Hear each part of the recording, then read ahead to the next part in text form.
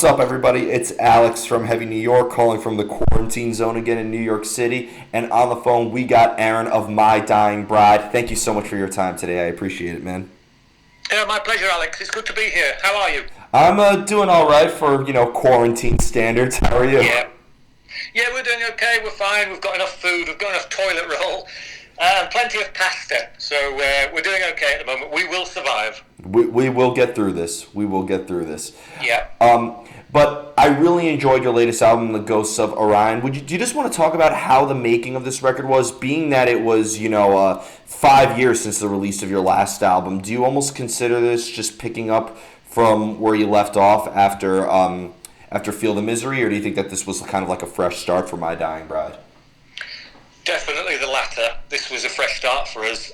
This is the biggest gap between two albums we've ever had. But life got in the way, circumstances change, band members come and go. We had a lot of things thrown at us, but we weathered them well, and we've got back together and we've produced what we like to think is probably our best album to date. Everybody will argue about that, of course. I certainly think the production is the best we've ever had. Again, the diehards will complain it's too overproduced. You never please everybody, but that is what it is. So long as we can actually please ourselves, then I think we're onto a good thing. Life got in the way. We had some hurdles to get over. We took our time, making sure that we put every foot forward in the correct manner without making any rash decisions. And it was tough, it was really, really tough. And I effectively left the band for a stint while I was in hospital with my daughter. And the whole band went on hiatus for about a year. And then when things started to get a little bit better, Andrew decided to continue writing the album with the help of Lena and Sean McGowan. And they managed to come up with the goods, which was wonderful. And they recorded the album without me. They did everything basically without me. Until I was ready to rejoin the band, as it were.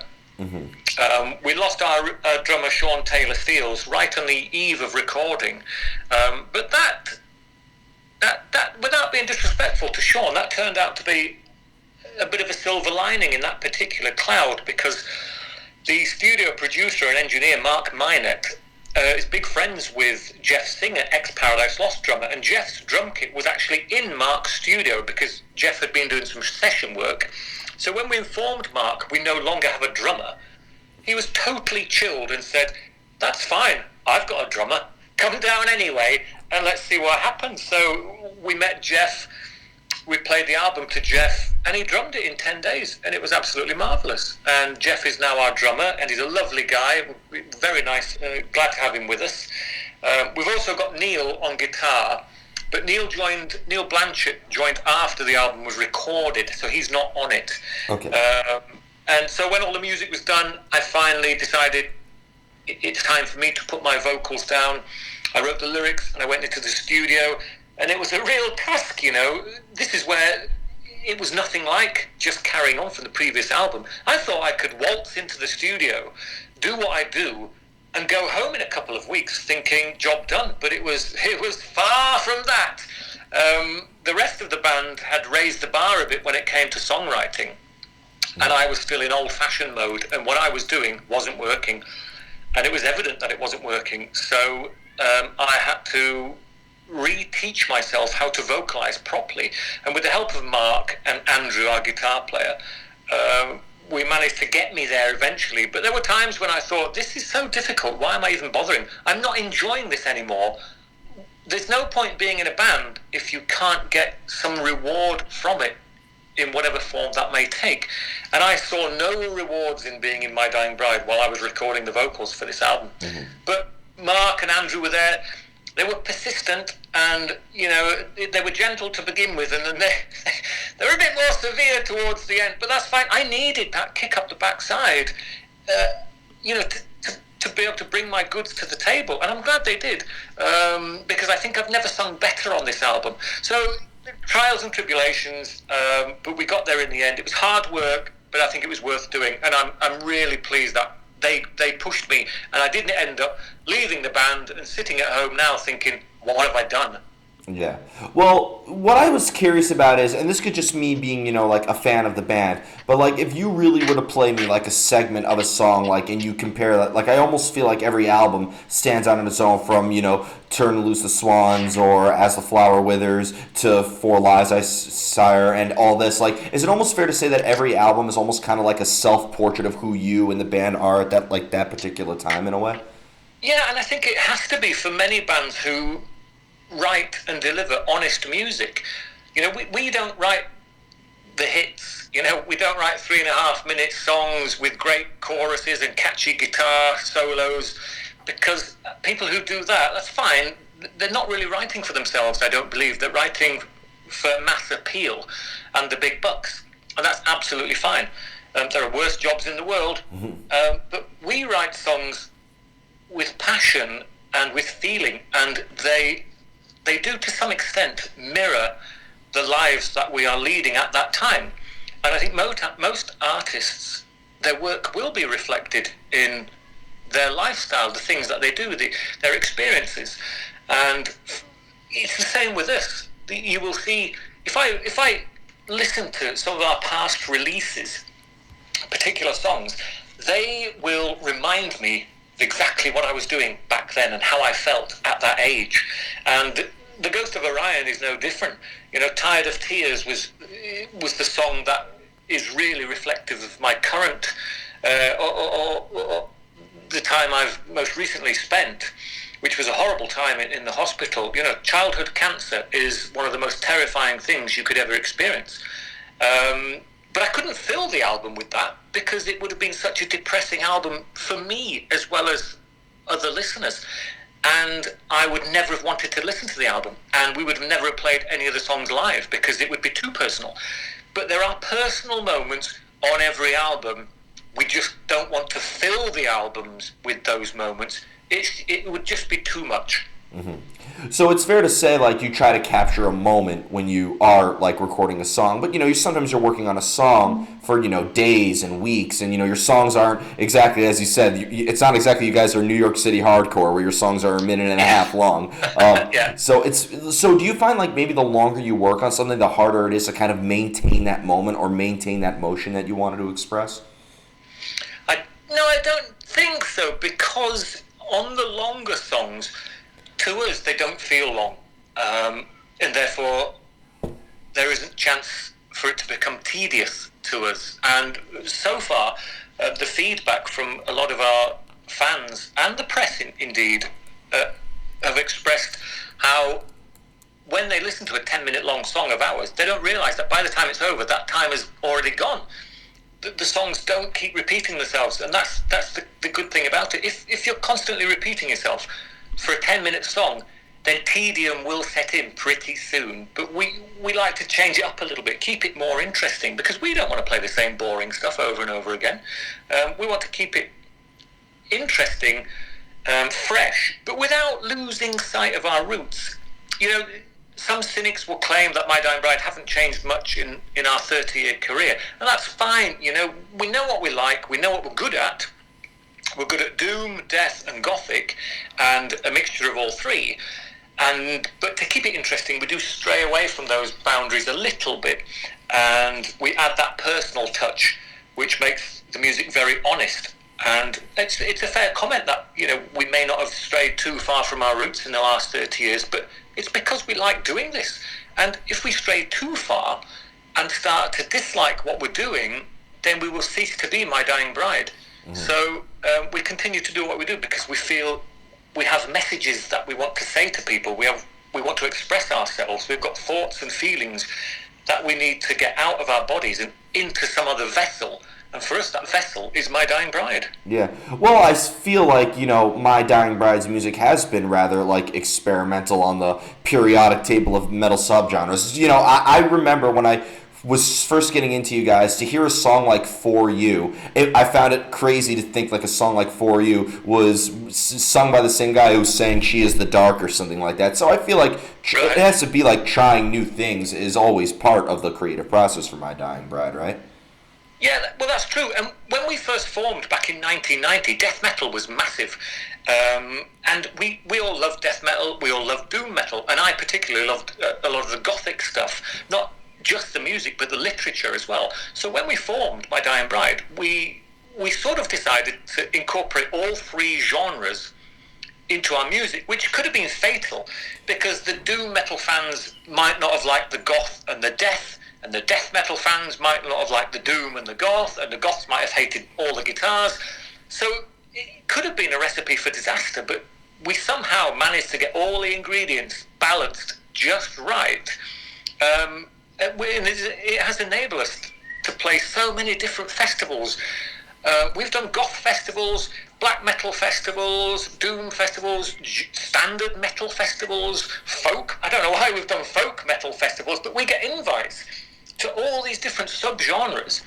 And I think it's wonderful because it means our music must appeal to a broad range of people, but it's great that when we go to some of the more quirky festivals, we get to see bands we've never heard of before, and enjoy a different environment. So we've managed to straddle several genres and get away with it. There you go. There you go. It keeps it interesting every time. Now, Definitely. Now, being a vocalist, now I know that for Ghosts of Orion, you kind of laid down the lyrics last from what you were telling me, but has there ever been a time where maybe like a lyrical concept or maybe a story or, especially a personal experience, like from what you were telling me, could that ever influence the music itself in a way? It's difficult because Andrew writes the music. I don't play an instrument. I sometimes comment on how I think a certain riff should sound, but it's rare, and so that the music that you hear is coming from Andrew. He will sometimes be stuck for inspiration, will ask me to write something, and I will write maybe just a small poem, or I will actually write some lyrics, which we hope to use, and that hopefully will inspire him, and it often does. So, in a kind of weird way, it's my work that inspires him to create the sound that everybody enjoys so much. So there is a bit of me in there. But for the most part, I think what you're hearing when you hear the music is predominantly Andrew expressing his thoughts through the medium of guitar. And he's extremely good at it. And our other guitar player, Calvin, he left when we just started writing this album. And again, you would think, what a disaster. But all that did, it meant Andrew could play all the guitars 100%. That is a godsend for most guitar players. Most bands have two guitar players. And the opportunity for one of them to do it all is, they must be like, yeah, of course I'm going to do that. It's awesome. I don't have to listen to the other guy's substandard riffs. So Andrew really let his hair down and went to town with this. I know on some of the songs there's 11 and 12 guitars all playing at the same time, and it sounds rich and luxurious because of that. So the music you're hearing is predominantly Andrew's work, and but sometimes it is influenced by my words. So there's a little bit of mix going on. Yeah. Has there ever been a time where you had like the best lyrics ever, but then they always went like one syllable over or under the actual arrangement? Oh yeah, all the time. That happens so many times, it's ridiculous. But in the early days, I was quite precious about my lyrics and didn't want to edit them in any way. And so if I had a line to sing and I was determined to get that line in, I would sometimes hurry up the lyrics a little bit, which it may not have gone particularly well with the tempo, but again, it didn't matter because we were writing for ourselves. And if the tempo was awkward, and the staccato delivery of the vocal didn't quite fit right, we still went with it because it was us writing that music. And if people, outsiders, found it awkward and difficult to listen to, well, that was just tough luck. These days, because I write a lot of poetry aside from My Dying Bride, if I'm writing a My Dying Bride lyric and I bring it to the studio and I'm singing a line and the line is just being awkward, it won't fit, then these days I'm happy to drop a couple of syllables or add a word or two at the end or wherever just to make it fit better. And I think because of that, and we did a bit of that on Orion, there's less narrative stories on Orion. They're more a bit more, the lyrics are a bit more surreal. And that lends itself well to self-editing, because when you're writing a narrative, you obviously have a beginning, a middle, and an end. And when you have to edit that story format, then it can be more clunky because you're cutting out words that are relevant to the story, or you're adding excessive words that don't really need to be there, but they fit comfortably with the riff. So you'll find on the Ghost of Orion, in fact, I'm not sure there's a single narrative on there, not like in the past. But that's fine. It is what it is. And as we are today, our next album, which goodness knows when that will be. I know Andrew's already started material for it. Oh, wow. Might sound completely different to Orion. We just don't know, because the experiences we experience between now and the recording process of the next album, they will influence the things that we do. So we don't know whether the next album will be more death metal, will be more gothic, will be more doom. We just roll with it, evolve with it, and see what comes out. Mm-hmm. Now, you mentioned you write poetry outside of My Dying Bride too, which I think is great how you have multiple usages of expressing your emotion and expressing narrative and elements of literature. But is there a usual art that applies to writing poetry and writing lyrics, or when you're writing lyrics for My Dying Bride, it's a completely separate mind frame than when you're writing poetry outside of it? No, when the words come out, you never know where they're actually going. I sometimes listen to My Dying Bride's riffs, new ones, when we're in the process of writing, and I will start to write the words that I think will work well with riff number one. And as the process goes on, something in my mind clicks, and I think to myself, I would prefer to take these words and write a separate poem, because there's something about the way these words are dropping onto the paper works okay with the music, but works better without the music. So something which may start as a My Dying Bride lyric may end up not being used by My Dying Bride at all and goes into my random book of poems. Mm-hmm. And vice versa.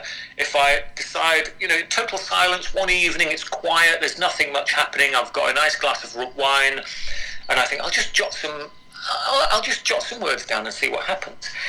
And as you're working your way through those words, you can sometimes hear a bit of a rhythm going on in your mind.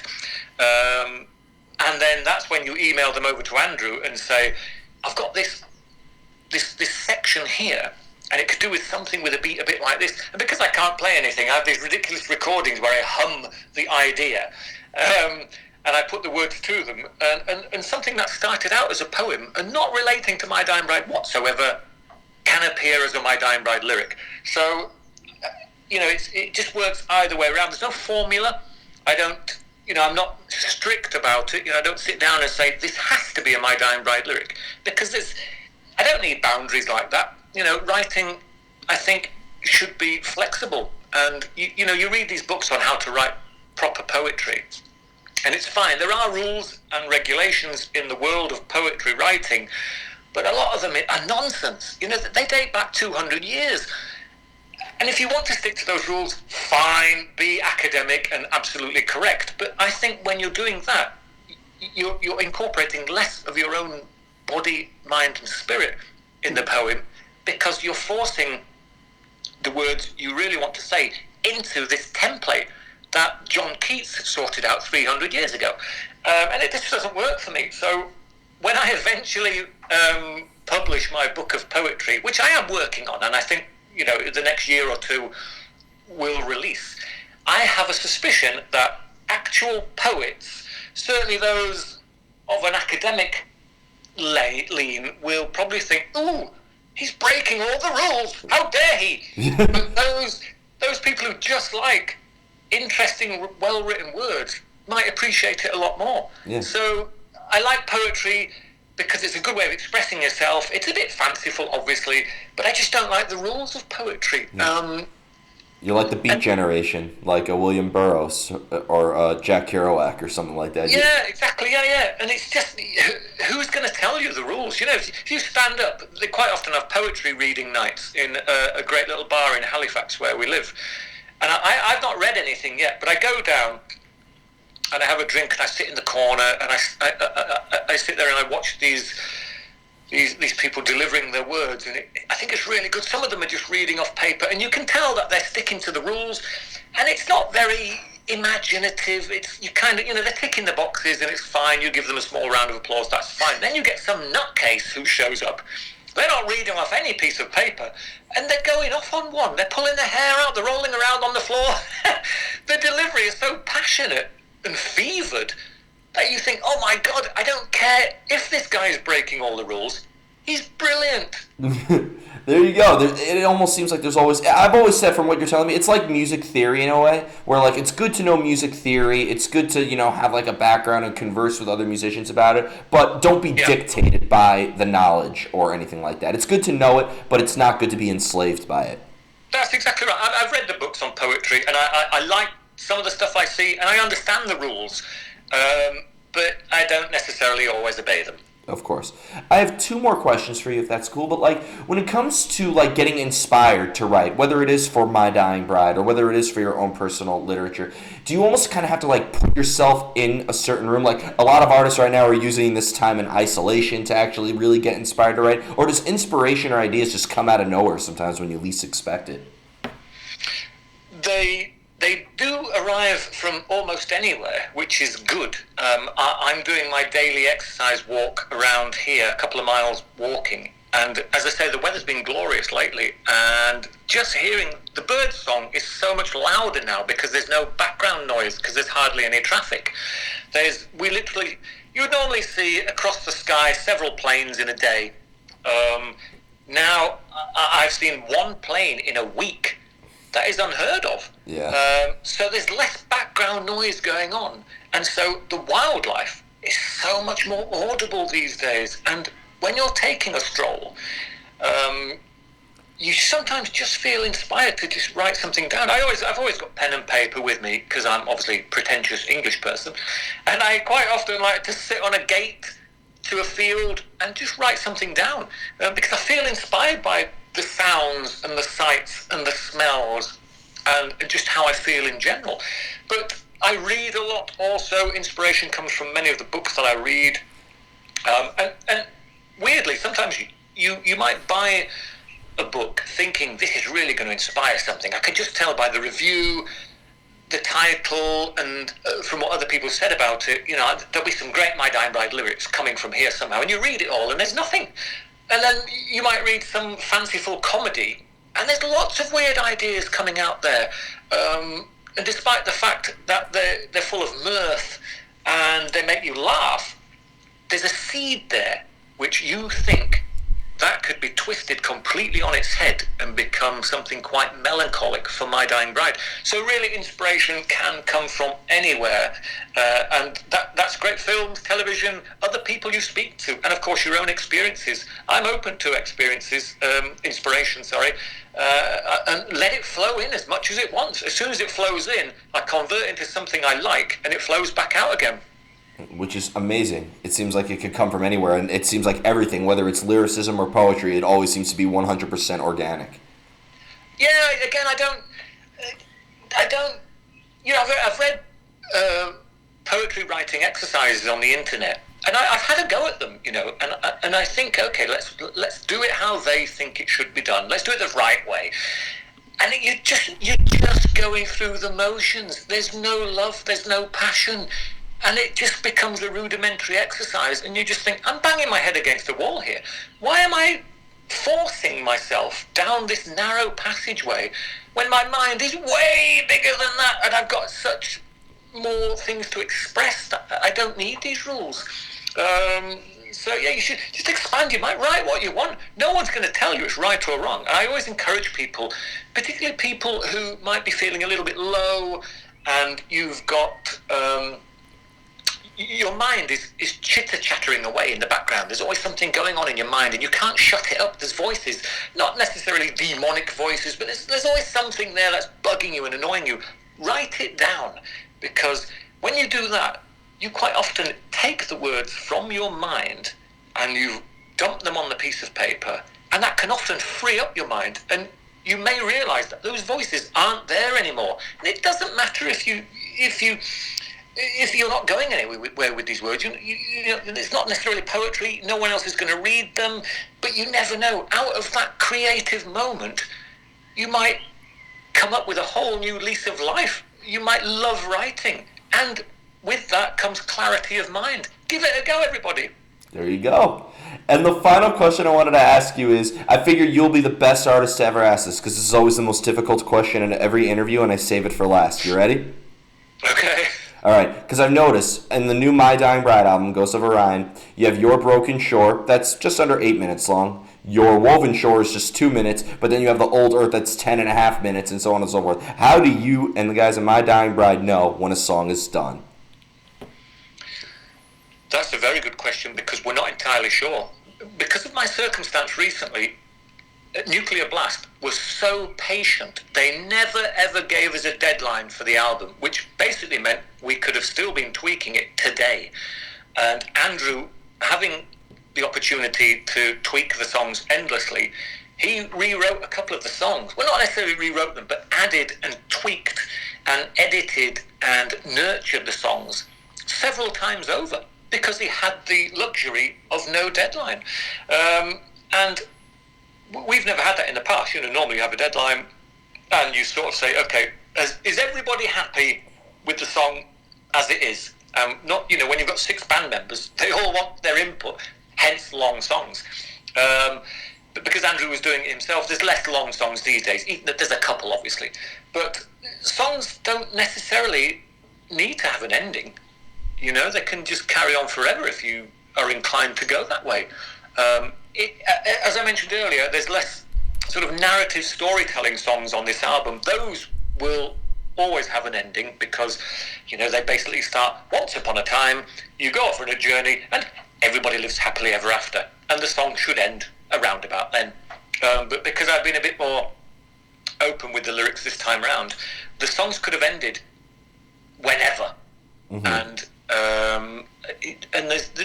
I think sometimes you need an outside influence to come in and say, that song sounds great.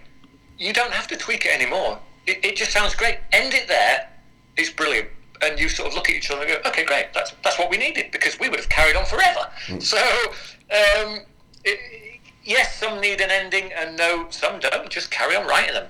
Yeah, I thought, and I really thought that the Ghost of Orion was probably the most honest of My Dying Bride album. I feel like it was the most organic, and not to discredit what the other albums were doing, because I feel like you guys always showcase the beautiful essences of darkness into your music. But there was something about this album that just seemed more it was so wholesome, it was so welcoming, but it still had everything we knew and loved from you guys. I don't know if there was a preconceived idea going into this album, but I thought it was a very, very organic album.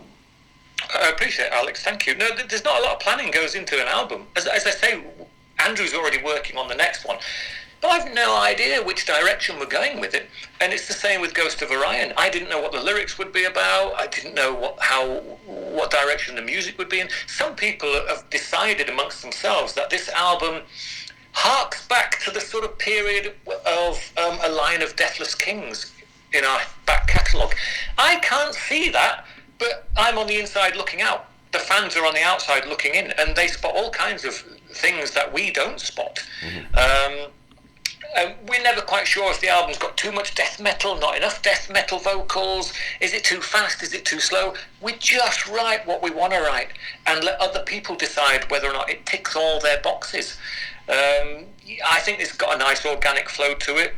And actually, I don't know if you're aware, we actually recorded 11 songs, 8 of which are on the album. The other 3, which Nuclear Blast picked because we couldn't decide which ones, they're going to be on an EP released later on this year. Okay. So for fans who liked The Ghost of Orion, there is more to come later. Awesome. Okay, good. Because aren't you ever worried that the songs you leave out of the album will be a B-side one day, just be the biggest hit you guys ever had? Yeah, well, when we knew there was going to be an EP, and we presented all 11 songs to Nuclear Blast, and we said, look, the album has to start with Your Broken Shore. The solace has to be in the middle, because it's like a stepping stone. And it must end with Your Woven Shore, because that completes the cycle for me. But you can add anything else and choose what you want for the EP, because we had a go, but we just kept arguing amongst ourselves. And so they picked the songs, and we said, that's fine. We love them all. You've done a job for us that we couldn't do. So yeah, it's the artwork's done for it. The artwork's gorgeous as well. I mean, I loved, the artwork for Ghost of Orion is absolutely, it fits the music perfectly. It's just getting a release date from the label. It's whenever they've got a window, out it pops. Awesome. So before we go, I want to thank you so much for your time today. Just, is there anything else we could be expecting from My Dying Bride in terms of tours? Once this whole virus that shall not be named is over and everything like that. Yeah, we had some summer festivals planned here in Europe, but they've obviously gone to the wall at the moment. There are some people still thinking that some of the festivals towards the end of summer might still happen. I'm not sure about that, because the work to get those festivals done needs to happen now. Because getting a festival sorted takes months of logistics. Oh, yeah. And if no one's doing it now, those festivals aren't going to happen. So it's unlikely we're going to play, unfortunately. There's a gig in Athens in Greece in November. I'm hoping that's still going to happen. But for the most part, this is going to be not our quietest year, because we haven't played live for 3.5 years. But yeah, certainly 2021 is going to be a busier year. Hoping to get back over to the States. It's been a long time. In fact, apart from the Maryland Death Fest, the last time we played, I think, was 1996 with Ronnie James Dio. Wow. That was an awesome tour as well. Ronnie is such a nice guy. But yeah, we'd love to come back to the US and do more gigs. And with the help of Nuclear Blast, I think that might be possible. Well, we are definitely waiting for you guys to come to New York. We love you here, so... Thank you very much. Appreciate that. Thank you so much. Everybody, Aaron of My Dying Bride, The Ghosts of Orion, pick it up now and be on the lookout for new stuff coming soon, and we'll see you next time on Heavy New York.